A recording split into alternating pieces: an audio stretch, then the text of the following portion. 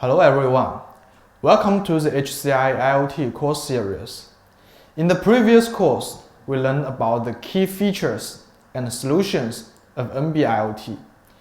In this course, we will cover another very popular cellular wireless communications technology, 5G, and the related solutions. The launch of 5G paved the way for a big lineup of mobile phones to adopt this technology. For this reason, today we will be taking a look at the new technologies and the transformations that 5G brings to the mobile internet and the IoT scenarios. After completing this course, you will have a full understanding of 5G development, key technologies, 3 major 5G scenarios, and 5G solutions. Let's first begin with the development and evolution of 5G. Over the past 10 years, operators and vendors have released digital and intelligent transformation strategies. 5G signals the most recent milestone in digital transformation as we move towards a fully connected, sensing, and intelligent society. 2025 will signal a major turning point for the world as envisioned by Huawei's Global Industry Vision 2025, which analyzes the future goals of the following 10 key industries. These industries will be characterized by outstanding, connected, and intelligent features. 5G will surely steer us to achieving these goals. Now that we've understood the inherent benefits 5G can bring to our lives, let's have a look at the evolution of 5G standards. 5G standards were first introduced in Release 15, which was released in 2017, covering the wireless technical framework, physical layer coding, multi-antenna system, and uplink and downlink network architecture. The following version, Release 16, introduced further enhancements to 5G standards, making the complete version of 5G. The evolution of 5G technology can be broken into 2 parts. The first part is evolution of LTE, specifically from LTE Advanced to LTE Advanced Pro, which in simple terms describes evolution from 4.5G to 5G. The second part is new 5G technology, so we believe that 5G standards start from Release 15. These standards cover 2 aspects, the first being LTE Advanced Pro evolution and EPC evolution, and the second being 5G new radio and next generation core. Another advantage of 5G is that there is one unified global standard. To understand the importance of this, let's take a look at this figure. In the 3G era, the top 3 standards commonly used in China are different. China Telecom uses CDMA 2000, China Unicom uses WCDMA, and China Mobile uses TD-SCDMA. So how does that affect us? Well, when we buy a new mobile phone, we need to be aware of whether the phone is SIM locked to a certain operator. Otherwise, other network SIM cards may be incompatible with the phone. SIM locked phones are typically cheaper than unlocked phones. So customers need to be aware of this when buying a new phone. The 4G era also has 2 standards, LTE TDD and LTE FDD. And now in the 5G era, we only have one, making global mobile communications even more open and convenient. Moving on, let's now see how important the 5G technologies are at the national level. Here, we can see that many countries are aware of the benefits that 5G can bring to their countries, with many countries labeling 5G and AI as core strategies for achieving digitalization. Statistics indicate that the most effective way to stimulate GDP growth is to invest more in ICT. According to the research conducted by Huawei, 20% of ICT investment will bring 1% of GDP growth, highlighting the remarkable power of ICT investment. On the right, you can see that a large number of countries has realized the importance of 5G and AI, and regarded them as key national development strategies. 5G construction is valuable for both operators and national infrastructure. During the first half of 2018, there were only 5 networks in the world, but this number increased to 30 in the second half of the same year, proving the rapid growth rate of 5G networks. By the end of 2019, China had 130,000 domestic 5G base stations, delivering 5G coverage across cities such as Beijing, Shanghai, and Guangzhou. This shows that countries, as even the world, attach great importance to 5G development. Although rolling out the 5G networks is a major step, it is meaningless without compatible products to go with it. In February 2018, Huawei released the world's first 5G commercial chip, Balong 5G01, and the corresponding UE, Huawei 5G CPE, which has an actual downlink rate of 2 gigabits per second. The Balong chips was then used in Huawei's maiden 5G foldable mobile phone, the Huawei Mate X. Following this, Huawei integrated 5G modules into the system on chip and launched the Kirin 980, Kirin 990, and other chips, as well as releasing its latest 5G mobile phone, Huawei Mate 40. After learning about the status quo and the importance of 5G, let's now see the key technologies of 5G. Let's review the key performance objectives of 5G that I mentioned earlier, which are 1 millisecond latency, 10 gigabits rate, and 1 million connections per square kilometer. In the sliced network architecture, we will cover network slicing in more detail later. The 3 key innovations that define 5G are new architecture, new air interface, and full spectrum, which we will analyze one by one. Let's begin with new 5G architecture.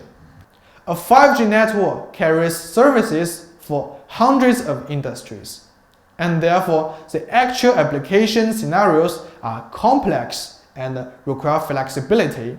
To add to the complexity, some application scenarios have various network requirements. This requires us to combine a broad range of requirements, such as latency and bandwidth, to form multiple slices that offer different capabilities, with each slice becoming a flexible network in itself. First of all, the core network is an NFV-based core network, which is a virtualized architecture. But what exactly does this mean? It means that network device functions are no longer restricted by hardware. CPU and memory resources are commonly hardware-based, easily leading to resource waste. A virtualized architecture is free from hardware constraints, and the resources provided by the same hardware can be shared among different people accordingly. In this way, a network can process different services based on slicing requirements. Similarly, SDN uses software to define networks to make them more intelligent and flexible. To build such a network, we need to know what networking modes are available.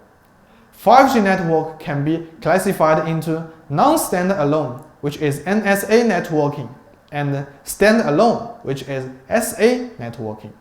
First, let's look at the NSA networking. If you look at this picture, you will see that the NSA architecture consists of the EPC, eNodeB, and gNodeB. In this architecture, both eNodeB and gNodeB are controlled by the EPC.